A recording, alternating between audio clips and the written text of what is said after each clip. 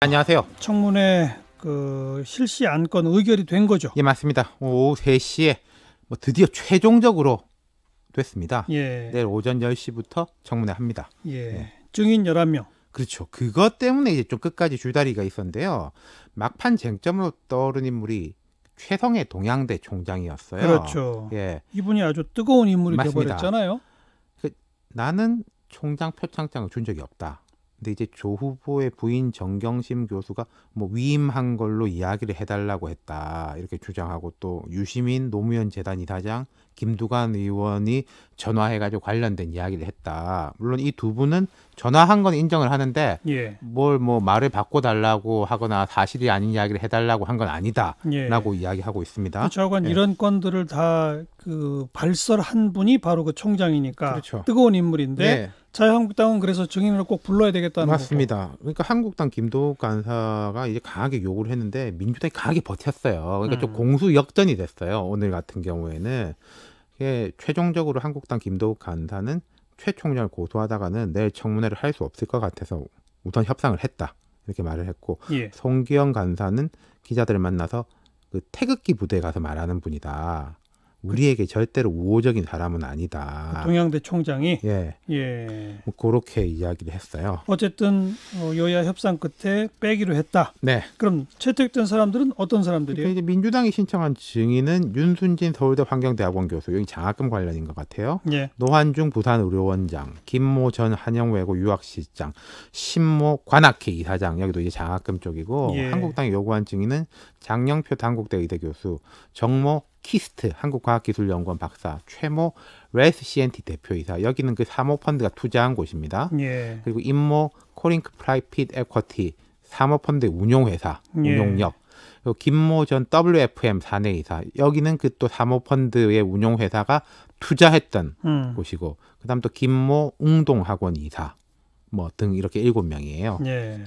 증인으로 채택했다는 거지 안 나와도 그만이죠? 그렇죠. 그러니까 인사청문회법에 따르면은 증인 참고인 출석 요구하려면은 5일 전에 출석 요구서를 송달해야 되는데 강제할 수는 없어요.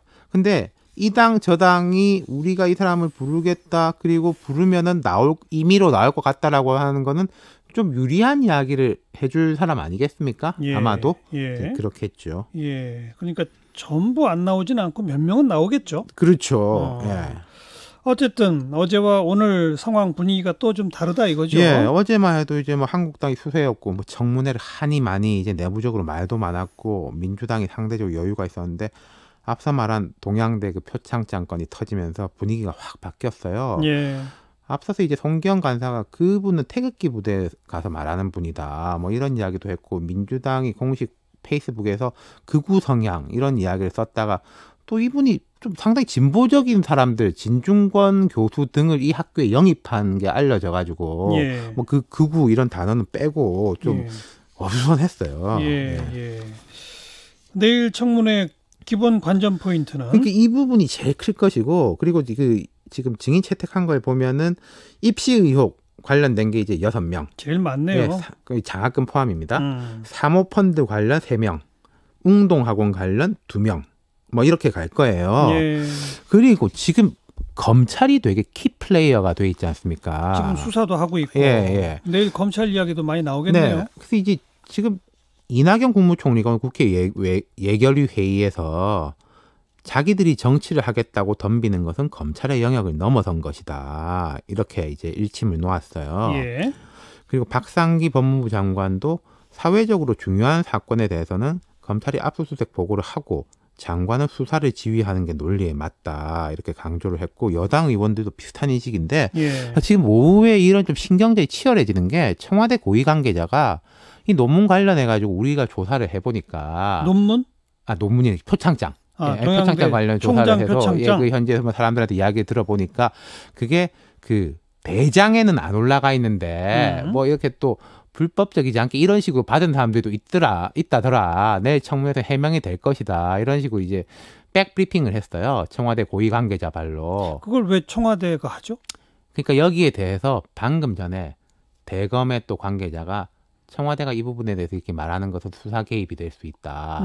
또 바로 즉각적으로 반박을 했어요. 아, 상당히 지금 서로 예민하네요. 그러니까 여야 플러스 정부 여당 대 검찰 이렇게 전선이 되게 이제 뒤섞여 있어가지고요. 예. 이게 내일 제가 몇 번 말씀드렸지만 내일 청문회로 이게 다 끝난다고 생각은 아무도 안 하고 있는 것이고 예. 그 청문회 이제 2라운드는 검찰은 계속 수사를 하고 있지 않습니까 지금. 그렇죠. 또 이제 그 특히 이제 그 조 후보자의 부인에 대해 가지고 좀 중한 혐의를 지금 두고 있거든요. 네. 이 부분에 대한 수사가 어떻게 될 것인지, 그리고 또 여기에 대해서 정부하고 여당이 되게 좀 안 좋은 인식을 가지고 있는 건 맞는데 어떤 뭐 예를 들어 법무부 장관이 검찰총장의 개별 사건에 대해서 지휘를 하는 것은 불법은 아닙니다만은 예. 이 사건에 대해서 수사 지휘를 하게 될 것인지 이런 점점 등이 뭐 되게 이제 핫한 복잡한 그 거리가 될 것 같습니다. 하루하루 또 새로운 사실들이 어떻게 밝혀지는지 네, 거기에 또 좌우될 겁니다. 그렇습니다. 네.